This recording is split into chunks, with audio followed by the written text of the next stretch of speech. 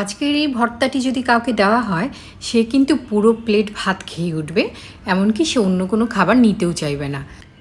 খাওয়া শেষ হয়ে যাবে কিন্তু এই ভর্তার রেশ কিন্তু শেষ হবে না। কেউ যদি এটা প্রথমবারের মতো খায় তাহলে কিন্তু সে আপনাকে কখনোই ভুলতে পারবে না, সেটা কিন্তু আমি গ্যারান্টি করে বলছি। তার জন্য প্রথমেই আমি কিছু কাঁঠাল বিচি নিয়ে নিচ্ছি। কাঁঠাল বিচি কিন্তু ভীষণ পুষ্টিকর একটা খাবার।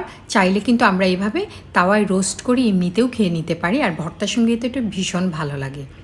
কম আছে আমি এটাকে ভেজে নিচ্ছি। কম আছে ভেজে নিলে এটা বাহির থেকে পুড়বে না এবং ভেতর থেকে খুব সুন্দরভাবে সেদ্ধ হয়ে যাবে। খেতে কিন্তু অসাধারণ লাগে, আপনারা খেয়ে দেখতে পারেন। খোসাটা ছাড়িয়ে সবগুলো বিচি আমি ফ্রেশ করে নিচ্ছি।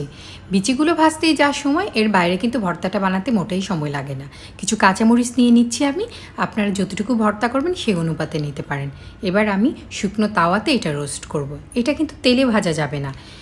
প্রত্যেকটা মরিচের গায়ে আমি চিমটি কেটে দিচ্ছি, চাইলে মরিচের আগাটুকু ভেঙে দিতে পারেন, নয়তো এটা বার্স্ট হয়ে যাবে। ভালো করে আমি ভেজে নিচ্ছি। এটা ভাজা হয়ে গেছে। এবার আমি কিছু পেঁয়াজ কুচি নিচ্ছি। পেঁয়াজগুলো যত মিহি কুচি হবে ভর্তাটা তত বেশি টেস্টি হবে।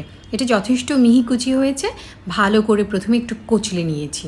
এবার মরিচের মধ্যে লবণ দিয়ে এটা মরিচটাও ভালো করে কচলে নেব। ঝাল লাগতে পারে, সে কারণে আপনারা চাইলে গ্লাভসটা পরে নিতে পারেন। আমার হাত কেটে গেছে, আর হাত পোড়া হাত কাটা এটা আসলে আমার হতেই থাকে, চলতে আছে এই অবস্থা আজকে। তারপর ভালো করে এটা কচলে মাখিয়ে নিচ্ছি। খুব ভালো করে এই অবস্থাতে যে ফ্লেভার, আমার তো একদম জিভে জল চলে আসছে। এবার আমি কিছুটা সরষের তেল দিয়ে সব শেষে এটা ভালো করে আবারও মাখিয়ে নিব। তৈরি হয়ে গেল সুস্বাদু মজাদার ভর্তা।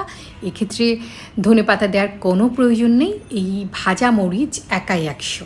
অবশ্যই শুকনো খোলায় মরিচটা ভেজে নিতে হবে এবং পেঁয়াজটা কাঁচা থাকতে হবে। অসাধারণ সুপার এই ভর্তা। আমি জিভ কন্ট্রোল করতে পারছি না, এত পানি আসছে, কখন খাবো। ভিডিওটি ভালো লাগলে চ্যানেলের সাথে থাকবেন আশা করি। আল্লাহ হাফিজ।